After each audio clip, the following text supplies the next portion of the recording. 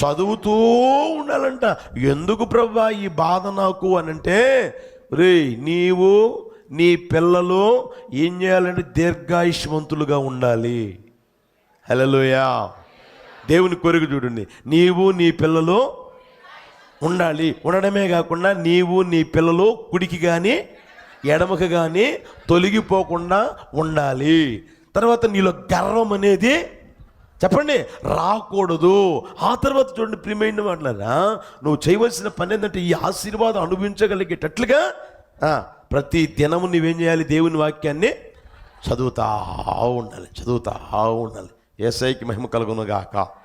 హల్లెలూయా, హల్లెలూయా.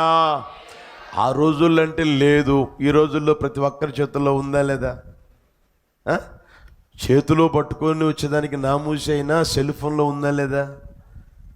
సరే, సెల్ ఫోన్లో ఉన్నదని చదువుతున్నారా? ప్రయాణం చేసేటప్పుడు గుంటూరు నుంచి ఇక్కడి నుంచి గుంటూరు పోవాలంటే గంట పడుతుంది ఇంచుమించుగా. ఆటోలో పోయినా కారులో పోయినా లేకపోతే ఎట్లా పోయినా గంట పడుతుంది. టైం లేదు అనుకున్నప్పుడు కూర్చొని పోయేటప్పుడు చదువుకోవచ్చు కదా. నీకు ఆ ఆకలి ఉంటే కదా. అర్థమవుతుందా? పని చేపిస్తున్నావు, పని చేసేవాళ్ళు చేస్తానే ఉన్నావు, నువ్వేం చేస్తున్నావు? ఇంటికి యజమానుడిగా ఉన్న నీవు కుడికి కానీ ఎడమకు కానీ తొలగకుండా నీ పిల్లలకు కూడా కుడికి కానీ ఎడమకు కానీ తొలగకుండా నేర్పగలిగేటట్లుగా నువ్వేం చేయాలి? దేవుని వాక్యాన్ని చదవాలి కదా, ప్రతిదినం చదవాలి కదా.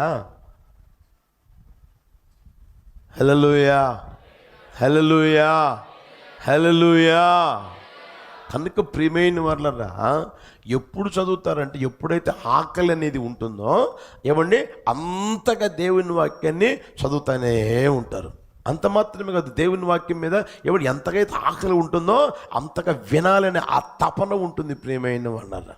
అట్టి కృప ప్రభువును గ్రహించును గాక. హల్లెలూయా.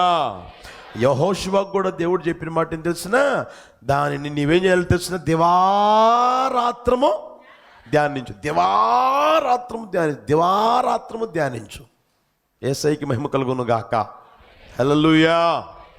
ఉదయాన్నే లేచి నువ్వు చదువు రాదు, టేప్ పెట్టుకో, సెల్ ఫోన్లో పెట్టు, వాక్యం పెట్టు, వింటా ఉండు, మనసు పెట్టి వింటా ఉండు.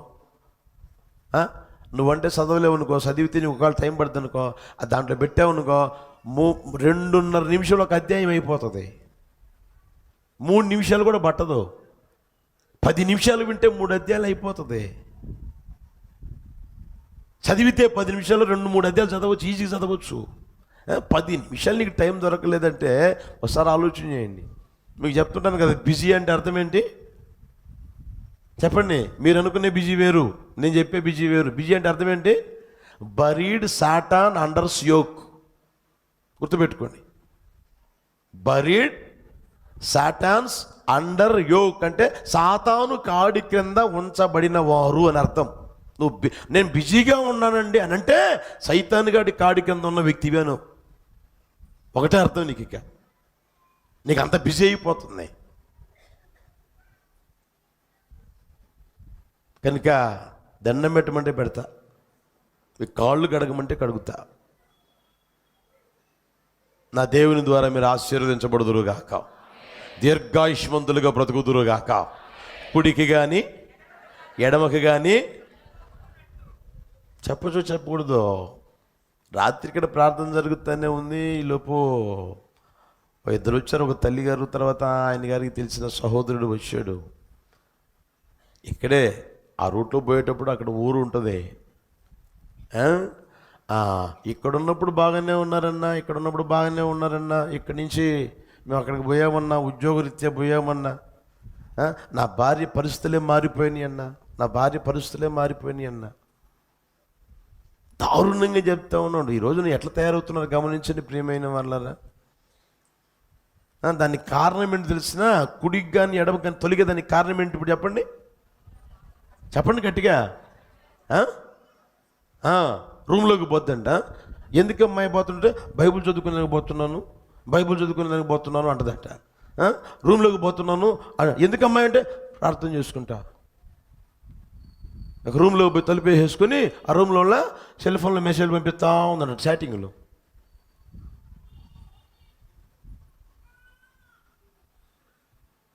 అర్థమవుతుందా?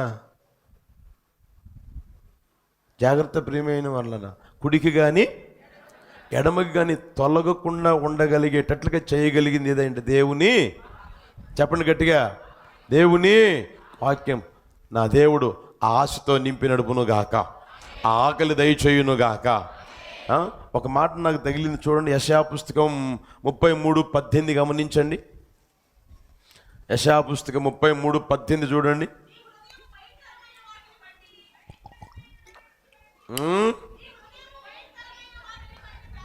నీ హృదయము భయంకరమైన వాటిని బట్టి ఏం ధ్యానిస్తున్నారంటే ఈ రోజున? గట్టిగా చెప్పండి. భయంకరమైన వాటిని బట్టి ధ్యానిస్తూ ఉన్నారంట.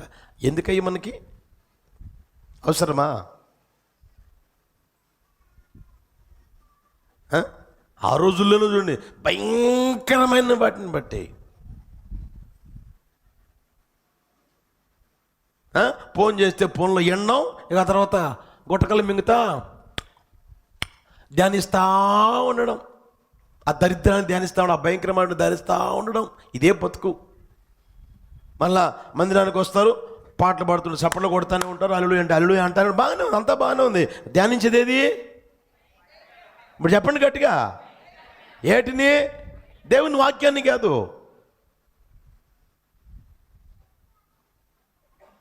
ఎవరి జీవితంలో జరిగిన దరిద్రం, ఎక్కడో జరిగిన దరిద్రం, వాటన్నిటి ఇక్కడ పెట్టుకోవడం, వాటన్నిటి ఇక్కడ పెట్టుకోవడం, ఇక ధ్యానిస్తా ఉన్నా. వాడితే నీకెందుకురా? అవునా కదా? వాడితో మనకేం పని? అందుకని దేవుడు అంటాడు, ఇప్పుడు ఆకలి కొనుచున్న మీరు, గట్టిగా చెప్పండి గట్టిగా, ఇప్పుడు ఇప్పుడు ఇప్పుడు ఉండాలి నీకు ఆకలి. ఇప్పుడు ఉంటే నువ్వేమవుతుందంటే తృప్తిపరచబడుదురుగాక, తృప్తిగా ఉండగలిగేటట్లు యేసయ్య చేయునుగాక. హల్లెలూయా. మొదటిది ప్రియమైన వాళ్ళరా, నీకు ఉండవలసిన ఆకలి ఏంటి అంటే యేసయ్య కొరకే నీకు ఆకలి ఉండాలి. యేసయ్య నాకు కావాలి. రెండవది ప్రియమైన వాళ్ళరా, దేవుని వాక్యం కొరకు నీకు ఆకలి ఉండాలి. వినేదానికి ఒక ప్రక్కన, చదివేదానికి ఒక ప్రక్కన, దేవుని వాక్యం మీద నీకు ఆకలి ఉండగలగాలి. ఇంకొక మాట చూపిస్తాను చూడండి. అపోస్తుల కార్యాలు 10వ అధ్యాయం 9వ వచనం. అపోస్తుల కార్యాలు 10వ అధ్యాయం 9వ వచనం. ప్రయాణమైపోయి పట్టణమునకు సమీపించినప్పుడు పగలు ఇంచుమించు 12 గంటలకు పేతురు ప్రార్థన చేయుటకు, నేను చెప్తా సాలిక, నా వైపు చూడండి.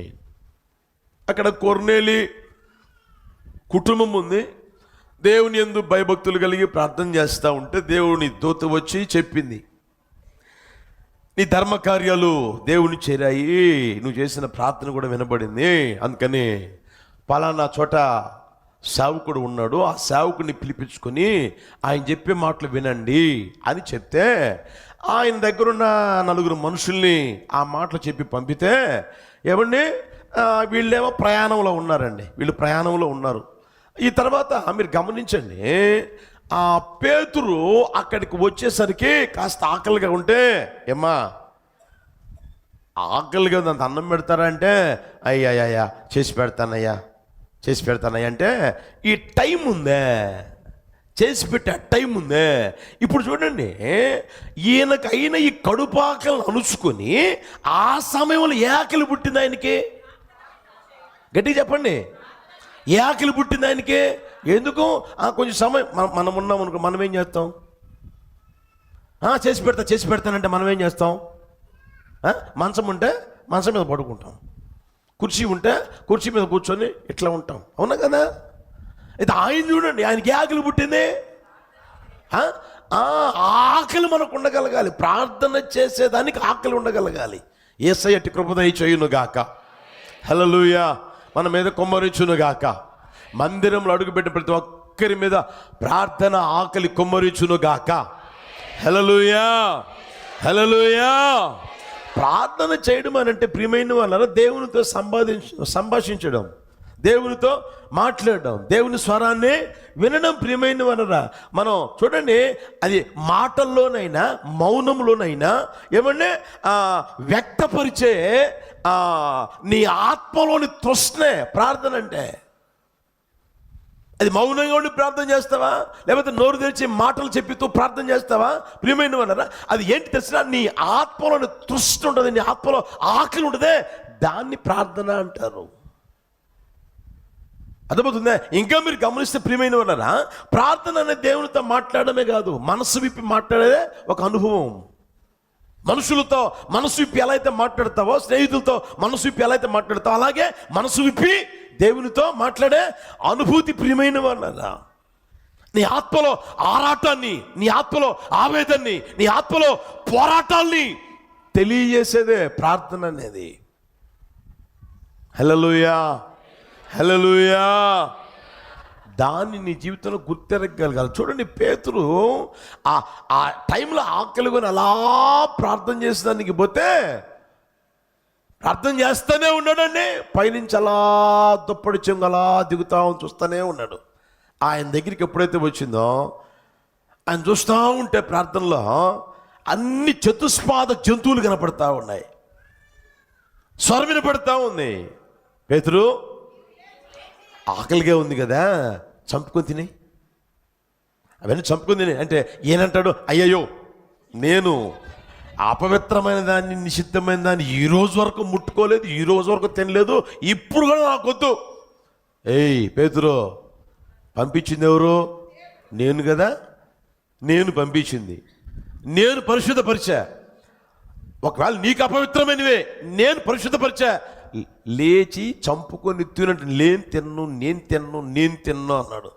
ఈలోపు ప్రార్థన ముగించుకున్నాడండి, కిందకు వచ్చాడండి. ఈలోపు వాళ్ళు వచ్చి ఉన్నారు. వాళ్ళకి చెప్తే ఆ తర్వాత బయలుదేరి వెళ్ళాడు. వెళ్ళిన తర్వాత మీరు అక్కడ చూడండి, ఎంత ఆశ్చర్యమైన కార్యం, ఎంత అద్భుతమైన కార్యం, ఎంత ఉజ్జీవం అక్కడ రగులుకున్నదో గమనించండి. చూస్తారన్నమాట. అపోస్తుల కార్యాలు 10:44 చూడండి. పేతురు ఈ మాటలు ఇంకనూ చెప్పుచుండగా అతని బోధ విన్నవారందరి మీదికి పరిశుద్ధాత్మ దిగిను. సున్నతి పొందిన వారిలో పేతురు కూడా వచ్చిన విశ్వాసులందరూ పరిశుద్ధాత్మ వరం అన్యజనుల మీద సహితము కొమ్మరింపబడుట చూచి ఏమయ్యారంట? విభ్రాంతి నొందారంట. ప్రియమైన వాళ్ళరా, నీకు ప్రార్థన మీద ఆకలి అనేది ఉంటే, ప్రార్థన చేసే ఆకలి నీకు ఉండగలిగితే, అందరూ విభ్రాంతి నొందే కార్యాలు నీ కళ్ళ ఎదుట ప్రభు చేయునుగాక. హల్లెలూయా. ఒక గొప్ప ఉజ్జీవం యేసు నామములో ఒక్కొక్కరి మీదకి ప్రభు పంపునుగాక, సంఘం మీదికి పంపునుగాక, కుటుంబాల మీదికి పంపునుగాక, నువ్వున్న ప్రాంతం మీదికి పంపునుగాక.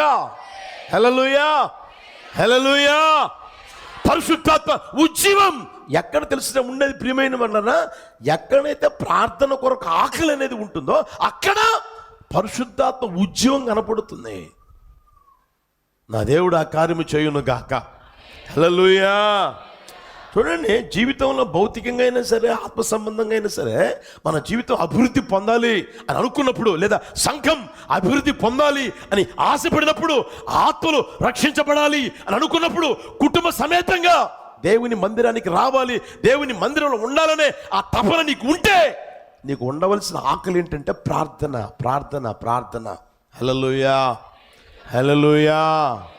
ప్రార్థన నువ్వు చేయగలగాలి. ప్రియమైన ఆకలి నీకు ఉండగలగాలి.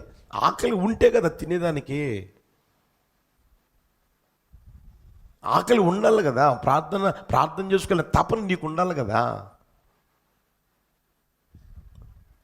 నా దేవుడు నిశ్చయంగా పుట్టించును గాక. హల్లెలూయా, హల్లెలూయా. కనుక ప్రియమైన వాళ్ళరా, నీ కుటుంబం అంతా రక్షించబడాలంటే దానికి ముఖ్యమైనది, ఆధారమైనది ఏంటంటే, ఇప్పుడు చెప్పండి, ప్రార్థన. ప్రార్థన అనే ఆకలి మనకు ఉండును గాక. ఎంతగా అయితే ఆకలిగా ఉంటామో అంతగా తింటామండి.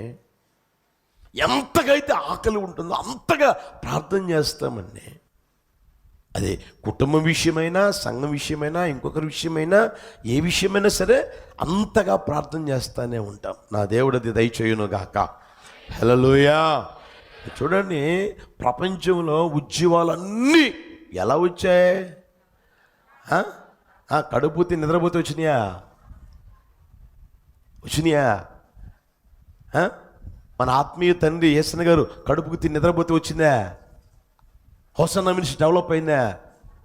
దేవుడు ఆశీర్వదించాడా? ఇంకనూ ఆశీర్వదిస్తూనే ఉన్నాడా?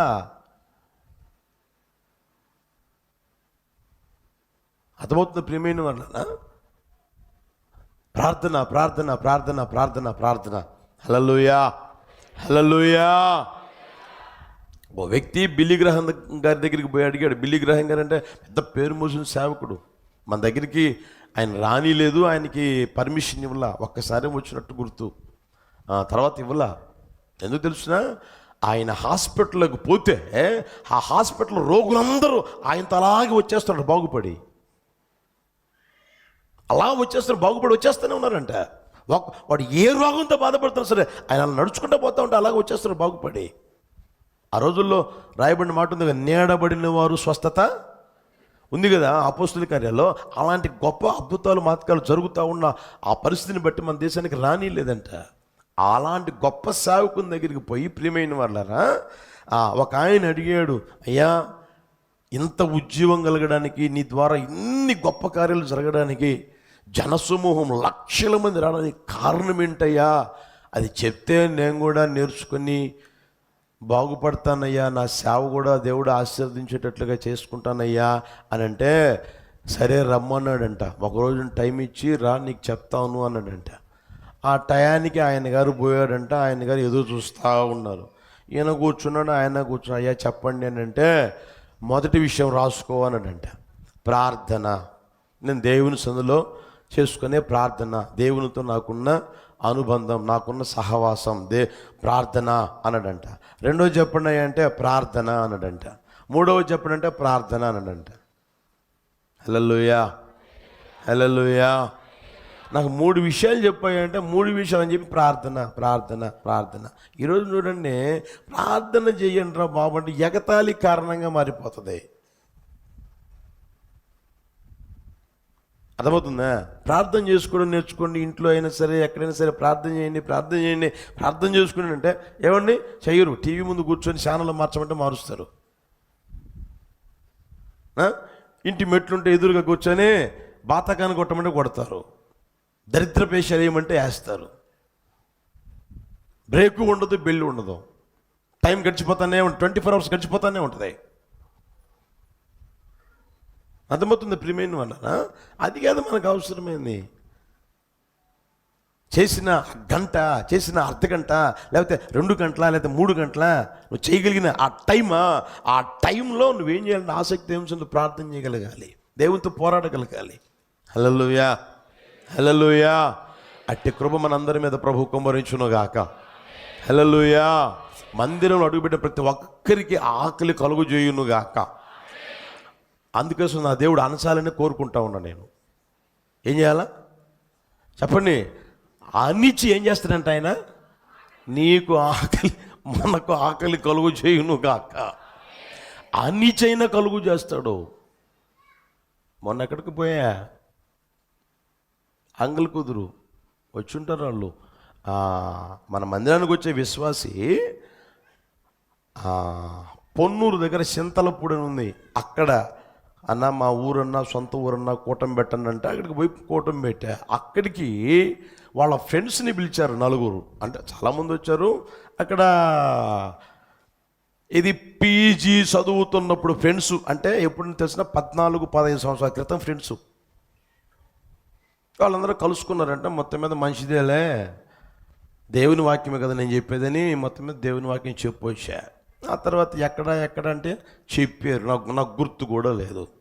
ఆ తర్వాత మన ప్రార్థన, మనం అందరం ప్రార్థన చేస్తూనే ఉన్నాం. వాళ్ళు కూడా ఒక 4 వారాలు 5 వారాలు అనుకుంటా మందిరానికి వస్తూ ఉన్నారు.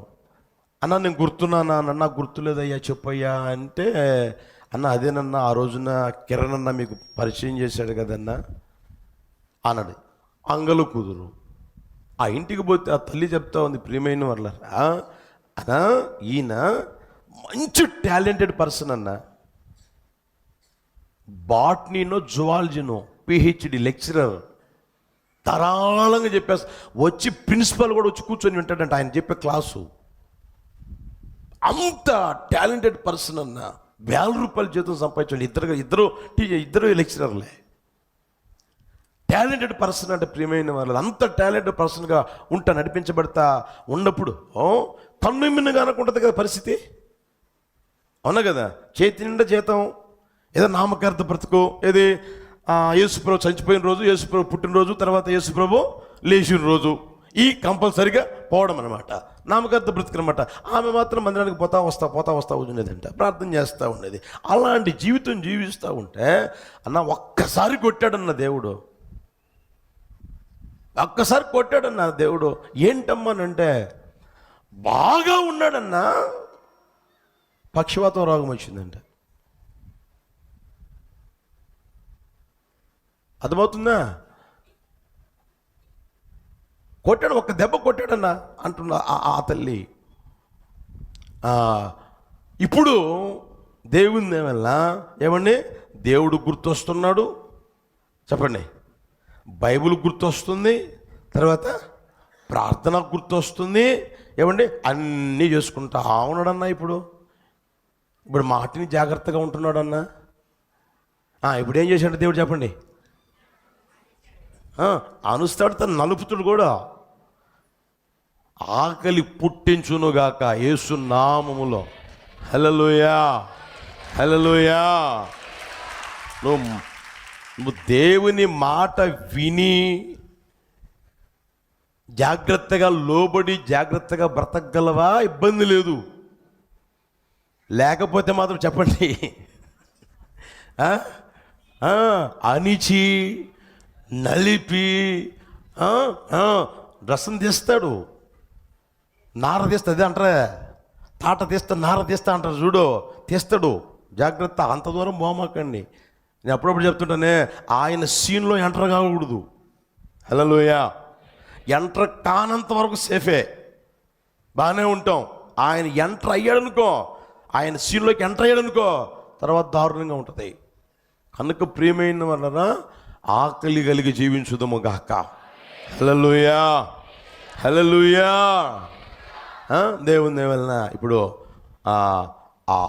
పూర్తిగా ఇంచుమించకపోయింది, ఎంత ఒక 5% ఉంది.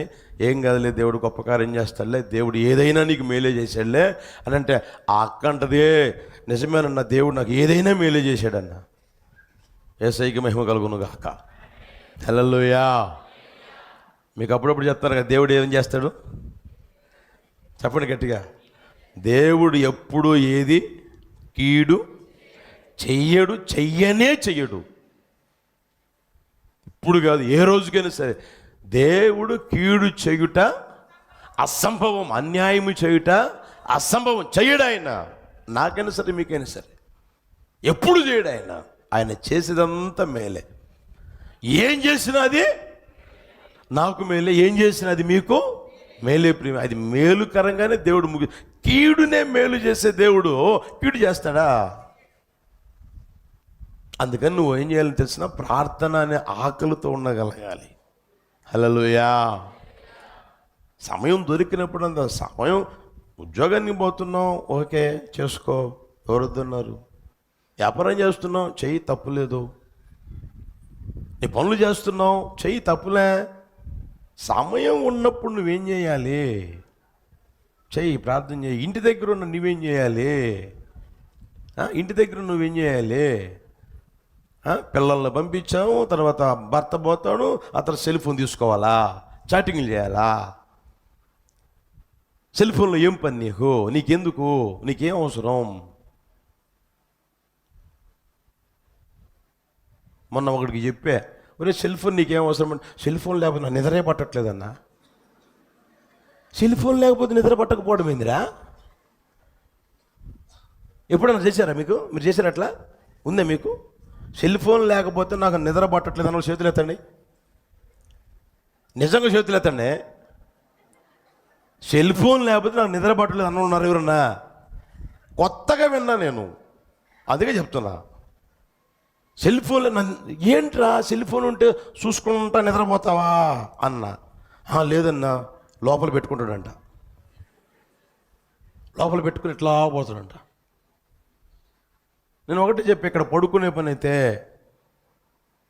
సెల్ ఫోన్లను తీసి నా రూమ్లో పెట్టరా అని చెప్పేసి డైరెక్ట్గా చెప్పేసి, నాకు ఇబ్బంది, నువ్వు వాళ్ళు వచ్చినా లేకపోయినా రాకపోయినా నాకు ఇబ్బంది ఏం లేదు.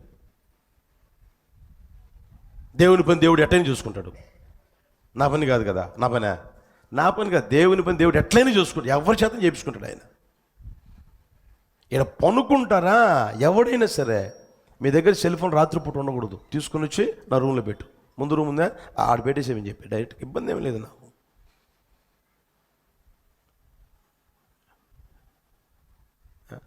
నాశనం అయిపోయేదానికి సెల్ ఫోన్ ఎందుకు నీకు?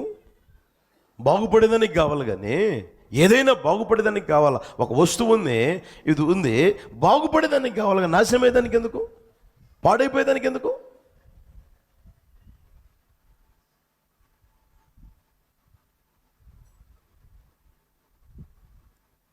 అదేదో ప్రార్థన చేసుకుంటా నిద్రపోవచ్చుగా.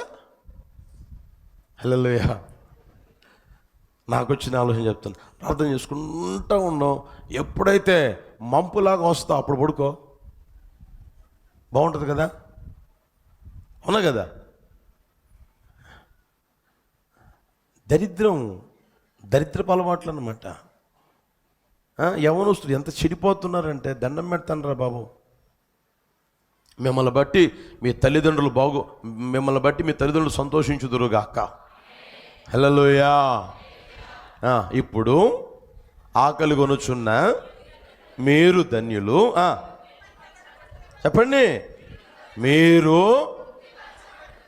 ఈ మాట రోజు ప్రభువుకి చెప్తా ప్రార్థన చేయండి. కావాలంటే నా దేవుడు మిమ్మల్ని తృప్తి పరచకపోతే అప్పుడు అడగండి. హల్లెలూయా, హల్లెలూయా. యేసయ్య కొరకు ఆకలి, దేవుని వాక్యం కోసం ఆకలి, వినాలి అని చదవాలి అని ఆకలి. తర్వాత నీవు దేవుని సందులో కనిపించాలి, ప్రార్థన చేసేదానికి నీకు ఆకలి ఉండగా. అట్టి ఆకలి దయచేయును గాక. ఈ మాటలో ఒకరి గుండా నీరు కట్టి ఫలింపజేసి ఆశీర్వదించును గాక. ప్రార్థన చేసుకుందామా? రేపు ఉదయాన్నే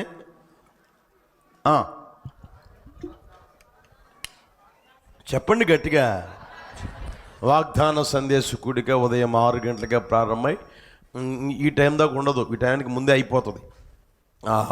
కనుక మీరు సహకరించి దేవుని ఆశీర్వాదాలు పొందాలని ప్రేమతో కోరుకుంటున్నా.